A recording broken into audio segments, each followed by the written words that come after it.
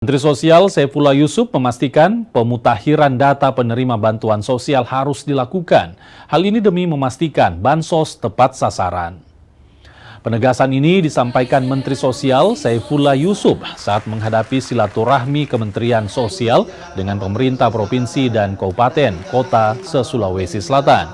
Menurut Saifullah Yusuf, penentuan desil sebagai dasar penyaluran bantuan sosial bukan kewenangan pendamping program Keluarga Harapan, melainkan ditentukan oleh Badan Pusat Statistik. Meski demikian, Kemensos membuka ruang bagi pendamping program Keluarga Harapan untuk mengusulkan, menyanggah, dan memperbaharui data keluarga penerima manfaat berdasarkan kondisi faktual di lapangan. Untuk itu, pemutakhiran data terus dilakukan agar penerima bansos bisa lebih tepat sasaran. Inilah pedoman kita bersama. Apakah data ini sudah akurat? Belum. Maka itu perlu pemutakhiran berkelanjutan.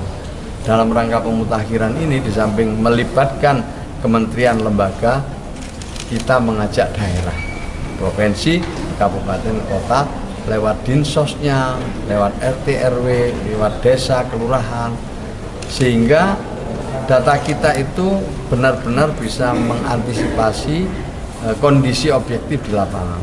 Yang kita tahu data itu cepat sekali berubah, karena dia meninggal, yang lahir ya pindah tempat, menikah, naik kelas, turun kelas. Kalau kita terlambat melakukan pemutakhiran, ya kita membantu orang yang sudah meninggal, kita membantu orang yang sudah naik kelas, kita membantu orang yang semestinya tidak memenuhi kriteria.